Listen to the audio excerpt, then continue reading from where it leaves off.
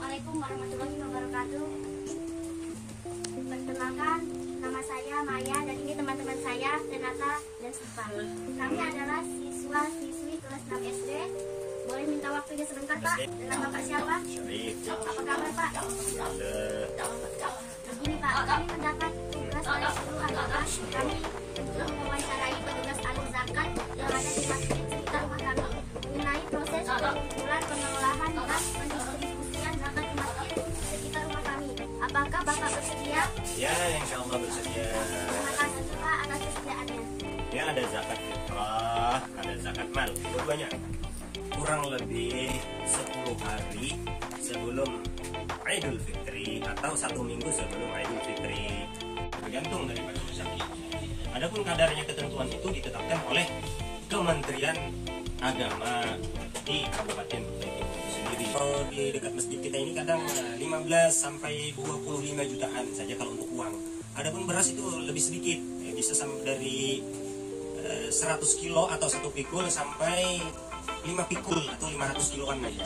Kumpulkan dari muzaki, kemudian Idul Fitri 3 hari sebelum Idul Fitri itu baru dibagikan bagi yang berasnya. Jadi akhir pembagian itu yaitu di malam Idul Fitri. Seperti biasa kalau di masjid kita ini itu dibagikan karena melibatkan dari seluruh petugas-petugas RT, remaja-remaja masjid, itu dibagikan ke mustahik, ya.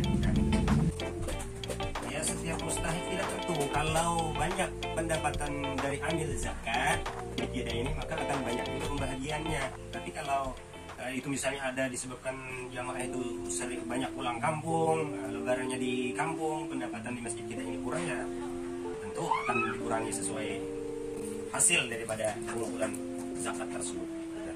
Apakah mustahik diberikan beras saja atau juga diberikan berupa uang? Mustahik itu diberikan uang dan beras, semua diberikan kepada yang berhak. Ya, di sini tentu kalau 8 golongan yang ada di wilayah kita ini tidak ada semua. Paling ada itu disebutkan namanya fakir, ada miskin, ada mu'allaf, ada itu penuntut ilmu, fisabilillah kan disebut itu dan sebagainya, karena tidak cukup di wilayah kita 8 golongan. Ya, di masjid kita ini pasti melibatkan seluruh RT. RT itu kita tanya dan mereka yang mendata tentang keadaan disebut namanya miskin. Kalau mungkin golongan di tempat kita itu tidak ada sih yang namanya fakir, itu tidak ada dayanya kalau di wilayah kita. Paling ada miskin, mu'allaf, penuntut ilmu dan lain-lain sebagainya. Ya, kriterianya itu kan menurut daripada aturan fikih, ya paling tidak dia mempunyai penghasilan, tetapi tidak mencukupi untuk seluruh keluarga. Misalnya dia menyewa dan lain sebagainya dan sebagainya. Wilayah RT kita sini ada 23, 24, 25, 26, ada ke 16, 18 dan lain-lain. Saya kurang ingat RT-nya di sebelah sana.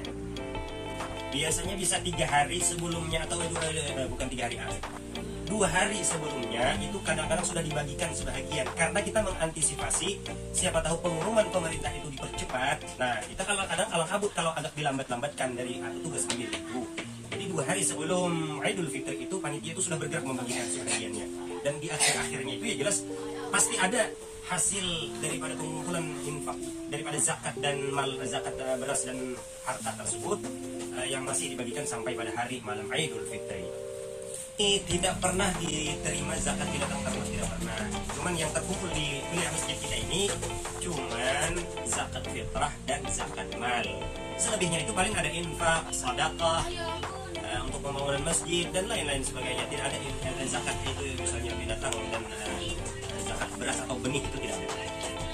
Tidak, zakat mal itu dari masjid, kepengurusan masjid di sini hanya mengelola ketika bulan Ramadan saja. Di luar daripada bulan Ramadan kita tidak menerima zakat mal karena sudah ada dari Badan Zakat Nasional, itu sudah ada. Waktu kalau panitia zakat di masjid kita ini, panitia pengumpul zakat di masjid ini itu malam Idul Fitrinya itu yang sudah ditetapkan oleh pemerintah itu mereka bertugas sampai sengantuk-ngantuknya, anggaplah sampai jam 12 malam. Setelah itu mereka tidak lagi menerima. karena tugas-tugas yang lain juga banyak di kegiatan-kegiatan yang lain. Pokoknya setelah malam jam 12 malam Idul Fitri, semua petugas itu sudah ditutup kalau di sini, karena itu semua sudah kalau bisa dibagikan. Kita lihat kriteria seorang mu'allaf itu, karena mu'allaf itu ada di sini namanya mu'allaf center yang dikelola oleh daripada yayasan-yayasan mu'allaf itu. Nah, kita itu bisa meminta pendapat dari mereka. Apakah ini berhak mu'allaf ini menerima apa tidak? Itu mereka yang tentukan, sudah ada itu. Kami berhubungan dengan pengurus-pengurus mu'allaf tersebut. Innama sadaqatu lil fuqara, fakir wal masakin, miskin wal amilin, orang yang menuntut ilmu atau yang menjadi amil alaiha, wal mu'allafat, mu'allaf, orang mu'allaf yang dijinakan hatinya, wa fir riqab itu ialah budak hamba sahaya, al gharimin itu orang yang terlilit hutang. Oh, yang terlilit hutang, dilihat juga hutangnya. Kalau orang kaya yang hutangnya 16 miliar ya kita tidak kasih zakat. Nah, ya tentu manfaatnya dari yang jelas itu adalah mengikuti daripada sunnah Nabi Sallallahu Alaihi Wasallam. Karena orang yang berzakat itu hukumnya wajib. Ya, orang yang mengeluarkan zakat itu bunyal Islam ala khamsin.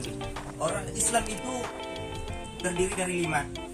Ya, termasuk dia harus berzakat. Nah, itulah namanya kita melayani umat. Dan tidak ada lagi selain daripada kita ini kadang-kadang yang ditunjuk. Andai kata amil itu bisa digonta-ganti dari masyarakat yang lain, bagus digonta-ganti. Tetapi kadang-kadang mereka kan di sini orang bekerja, orang sibuk, kadang-kadang juga tidak ada ilmunya tentang zakat. Dan penting sekali orang yang menjadi amil itu adalah orang yang berilmu di dalam masalah zakat.